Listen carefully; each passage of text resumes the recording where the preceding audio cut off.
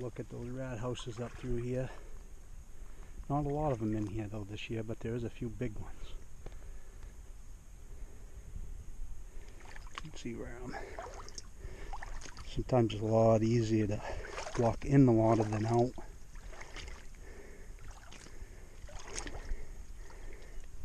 And I'll go check these traps down here. And I looked around. There's half a dozen big rat houses out in this stuff. No feed beds. Hardly anything for them to feed on. So what I did, I came over here and I made one. Lifted up all the stuff up off the bottom. Oh, and by the way, when I did that, I caught that rat. And see these, I pulled the roots up, like I found some green stuff. And I reached down and get anything that was white, looks very inviting. And then I kind of almost thinking about, almost like you're considering making a trap bed like you would for fox trapping. I pull all this stuff right up. Nice. Put all this fresh white stuff up here. You can add lure if you want. I probably will today. I didn't on this first catch, but I will today because I happen to have it. And another good spot would be right out there. See, it looks like old feed beds, but even whether it is or it isn't, doesn't matter. I can go refresh that, pull some green roots up, put it on that, and that rat house, and those down there that I just took pictures of are going to produce for me as long as we don't freeze up. We are in a cold snap right now. It may go back into the 40s. It's about 40 now, but it wasn't this morning. It was about 20. So as long as it doesn't freeze over, these homemade ones will produce a rat. I don't even remember what I set here for trap, but I believe it probably was a stop loss. And it was. Rear foot catch. Had him prayed across the pad. No broken leg. Stop loss spring right there. Those are good catches. I like those. Can't always guarantee them. Not a very big rat. Seems like there's a lot of small ones this year. My friend Gene, he talks about catching a couple good handfuls of rats this year in a local area. A lot of small ones. We had 2 dry summers in a row. Did a lot of damage to the rat population.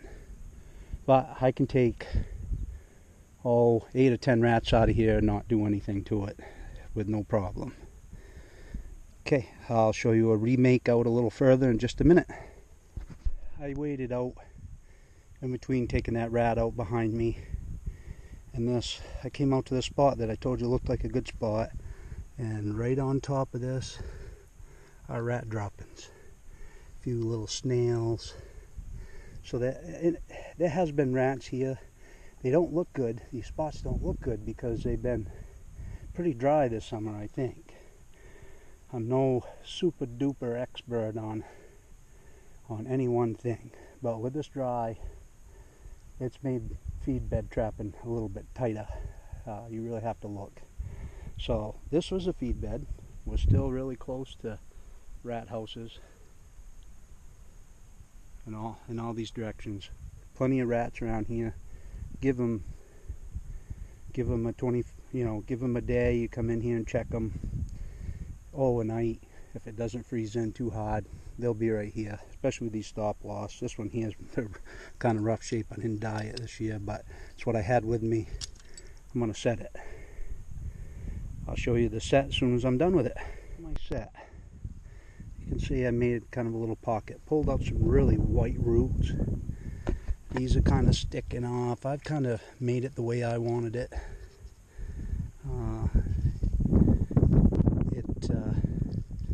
Get it down in there. I kind of like the pan just under a little bit of water. Rats aren't real smart, but they can decipher,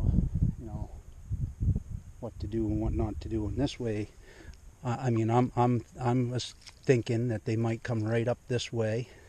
This stuff's on this side, lots of eye appeal. Kind of made the rat set the way I wanted it. And I got this great big giant limb, which is like 2 inches through in the bottom, which is overkill, but it was dead and it was right here, so I used it. This is Kronk's Musky Musk. I like Oscar real well, and Edie. I use a few of their lures. You don't need this here really, but it isn't going to hurt where it's getting late in the season. I don't have a lot of time to catch a few rats in here, so we'll try to pull them in a little quicker and see what happens. But there's a set, and I'm going to lure the one behind it too, and we'll go from there. When I come back and check it, I will remind viewers of this set, and we'll see if we make a catch.